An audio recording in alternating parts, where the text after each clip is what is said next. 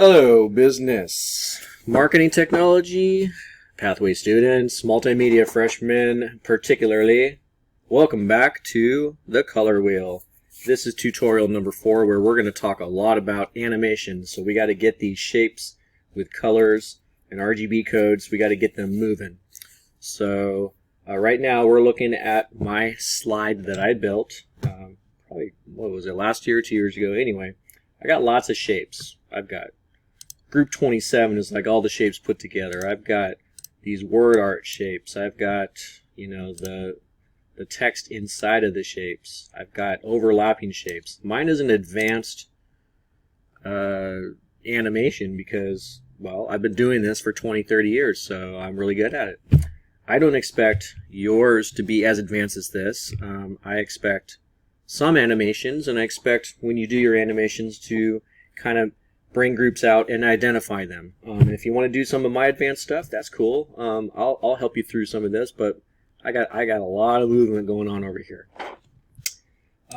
So you can see all the components kind of broken down this way, just to see what it looks like with it when it's not all put together. So anyway, what I wanted to do was actually play a video that explains really how animations work in PowerPoint, and then show you a couple of the groups that I put together so that you can kind of get a start on the movements for yours. So without further discussion, let's find that video, which is right here, and we're going to play that.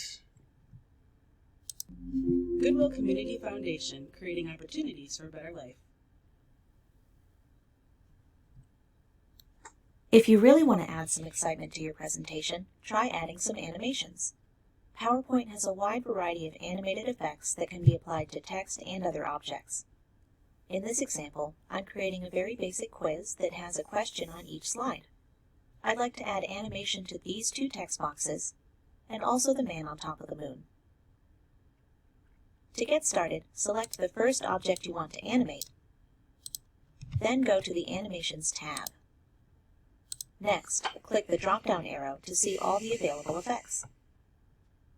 There are 4 different categories: entrance, which will happen when the object first appears; emphasis, which happens while the object is on the slide; exit, which will cause the object to disappear; and motion paths, which will move the object along a path. I'm going to choose the one called Fly In, which is an entrance effect. For some effects, you'll have different effect options that you can choose from. As you can see, this one lets you change the direction. Let's say I wanted to add a second animation to the text. If we try to select one from the main menu, it's actually going to replace the current effect. Instead, we'll click the command that says Add Animation, and we can apply additional effects to the same object. You can always tell which objects have animations because they'll have little numbers next to them, one for each effect. The thumbnail for the slide will also have a star icon. If you want to preview the effect, just click the Preview command anytime. Now, the key to using animations effectively is moderation. Say we wanted to add an effect to the answer text as well. We don't want anything too bold, like, say, the swivel effect, because it might be distracting to the audience. Instead, I'm just going to set it to slowly fade in, which should really help the answer shine. It's also important to note that not every object needs an animation. This is especially true in more corporate or professional settings.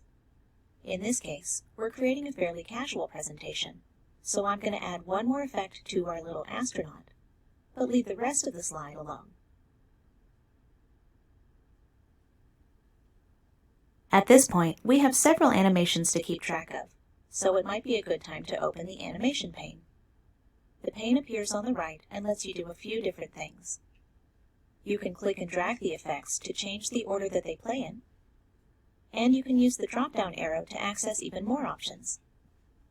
By default, animations are set to start when you click the mouse, but I don't want to have to do that for every single one. Instead, we can have some of them start automatically, either with the previous effect or after. I'm going to choose After for everything but the very first animation. That way, they'll all play one after the other as soon as we click the mouse. If you go back to the drop-down arrow and then choose Effect Options from the menu, you'll get a dialog box where you can really fine-tune the effect. Some of these options will vary depending on the specific animation you're working with. For example, with this animation, we can set the answer to fade in all at once, one word at a time, or one letter at a time. I want a little bit more flair, so I'm going to go ahead and choose by letter.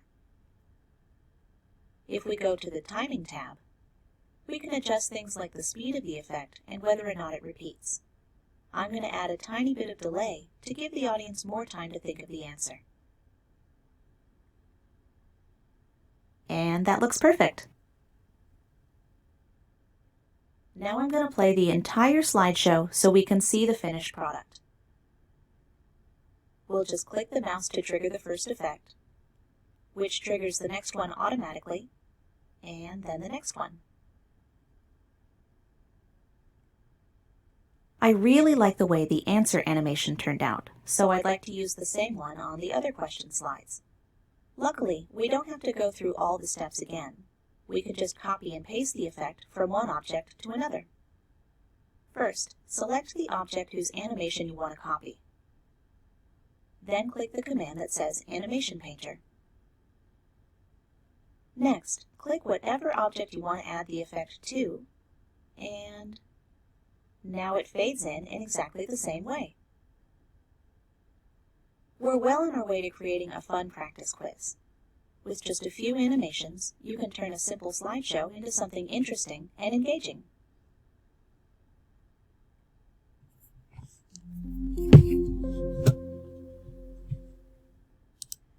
Okay, so those are just some basics about animations. And so the last that we were doing, I had my color wheel here. And so the final product, when I played my animations, I've got these word arts that actually identify.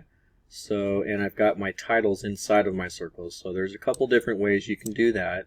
If you wanted to just right click inside a shape and you can edit the text that way. So that's one way of doing it. So you can go around and label all of your shapes that way. And then, but here's the problem with some of those ones that are rotated. If you do that, the text won't be right. So my suggestion and what I did in mine was I actually put in a text box. So if you wanted to do it that way so everything was the same, you could put in a text box like this and actually put in your text, and you can change the text over here to any color you'd like and so on. And then if you wanted to just copy paste, you could do that and put them in and so forth. So that's how you do that. And then let's insert a word art. And I actually, so I identified it with color wheel. And I actually made this like a variegated, so my shape fill, or was it, no, it was text fill, and I went and I did a gradient, and I need to go to, or was it shape fill? No, it was text fill. More gradient. Okay, there we go. So gradient fill, and I changed all these stops. I actually added a few stops, and you can make different colors. So if stop number 1 you wanted to make red, stop number 2 you can go yellow, make this orange, make this green, make this blue. That way you're getting a lot of the rainbow, and then you can kind of adjust these out so you're getting all the colors in there. And if we go and take a look, we could do a few more adjustments, but at least we've got a colorful text. So this is something we can animate now. So using those techniques in the previous video just now, we can do like an entrance effect from the side. So if I wanted to like fly in That's coming from the bottom. If I wanted to change that, I can make it go from the right like that. Okay, and then I could maybe group together, like since this is a full group, I could actually animate that to come in a certain way. So I think on mine I did like a, oh, what was it? Swivel maybe? Checkerboard. Grow and turn might be a good one, so you could do that.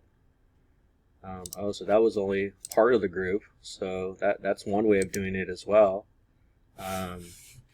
So it's just this is going to be up to you to have things enter and exit the way you want. Basically what I want you to do is make sure that you are labeling things. So all of the colors put together is a color wheel. And then if I were to show you like the other titles right here, so you've got your secondary colors, your primary colors, and your tertiary colors. So your main goal is to kind of identify which ones are which. And you can watch my example to see how to do some of those movements. So that should get you started on some of the animation stuff. And if you want some advanced techniques or additional questions on how to do that, I'm in class for your questions. So I will see you there.